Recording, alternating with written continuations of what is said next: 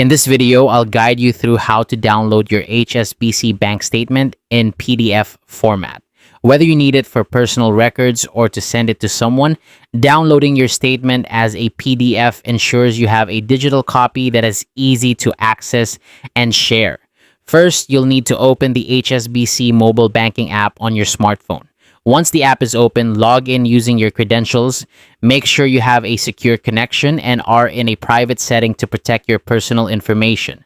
After logging in, you'll see your list of accounts. Select the account from which you want to download a statement. This step is crucial because each account will have its own set of statements, so make sure you choose the right one. Now, look for the option labeled Statements. Tap on it, and you'll be directed to a list of available statements for that particular account. Take a moment to find the statement you need. The statements are usually organized by date, which makes it simpler to locate the one you're after. Once you found the statement you want, go ahead and tap on it. This will open the statement and give you a preview of the document. Here's where the magic happens. Look for a download or share icon, often represented by an arrow pointing downward or a share box.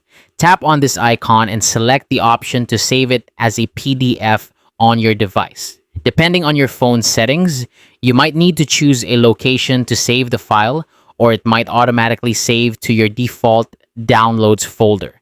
After selecting the Save option, your bank statement will be downloaded as a PDF. You can now view it anytime on your device or share it through email or other platforms if needed. It's always a good idea to double check that the file is saved correctly and is accessible from your file manager or download section. And that's it. You've successfully downloaded your HSBC bank statement in PDF format. This simple process ensures you have your financial information readily available whenever you need it.